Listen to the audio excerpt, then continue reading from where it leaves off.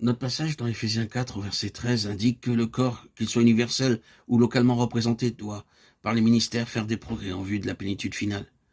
Les mots sont le développement du corps de Christ. Le mot édification de nos versions peut induire en erreur parce qu'il transmet l'idée que cela concerne la tête. Étant donné qu'il s'agit d'une croissance corporative, cela doit être vrai bien sûr de chaque membre. Tandis que Paul mélange ces métaphores à un certain moment. Il parle du temple et à un autre du corps. Il finit par opter pleinement pour le corps, en tant qu'homme parvenu à l'âge adulte. Et ce qu'il veut dire par développement est défini au chapitre 4, au verset 14. Ainsi, nous ne serons plus des enfants. Il s'agit de la transition de l'enfance, dans laquelle les personnes concernées doivent toujours être l'objet de soins et comme des enfants. Elles attirent tout le temps l'attention vers eux, à un état où la personne peut assumer une responsabilité spirituelle et prendre soin des autres, avec le souci désintéressé pour les autres membres du corps. Il s'agit de parvenir à une mesure croissante de Christ, jusqu'à ce que signifie progrès sur progrès. Nous parvenions tous, et l'objectif corporatif, à la plénitude de Christ. Le but est atteint. Au chapitre 4 du verset 10 au verset 15, nous sommes ramenés à l'élection, à l'appel et à la vocation, à la conduite et à la marche appropriée. Et plus loin, au conflit et à la demande de tenir ferme. Tout se rapporte à parvenir à la plénitude de Christ. Et tout converge vers cela. Jusqu'à que nous parvenions tous à la mesure de la stature de la plénitude du Christ. Éphésiens 4, 13.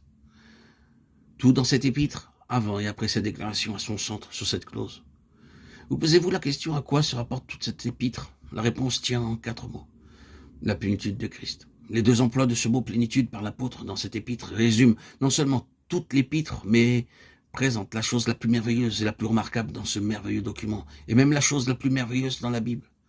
Au chapitre 1, au verset 23, la déclaration stupéfiante est que l'Église, qui est le corps de Christ, est la plénitude de celui qui remplit tout en tous. Cela semble clairement vouloir dire que Christ ne peut plus être complet en tant que tête, sans son corps pour le compléter, qu'il a besoin de son corps et qu'il dépend de son corps pour la réalisation de lui-même et pour sa libre expression. En étant encore plus minutieux, il remplit tout en tous, et cependant il a besoin de son corps en vue de réaliser son action de remplir.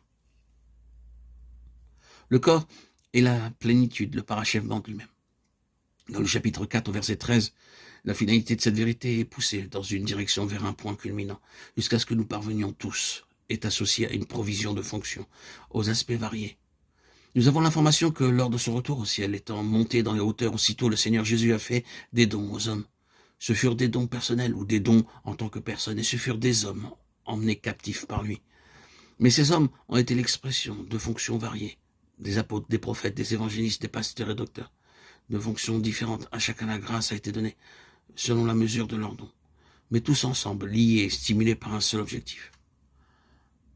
L'apôtre, qui renferme en lui les 3 autres ministères, pasteurs, ministères aux fonctions étroitement reliées entre elles et interdépendantes, pasteur et docteur étant une seule fonction.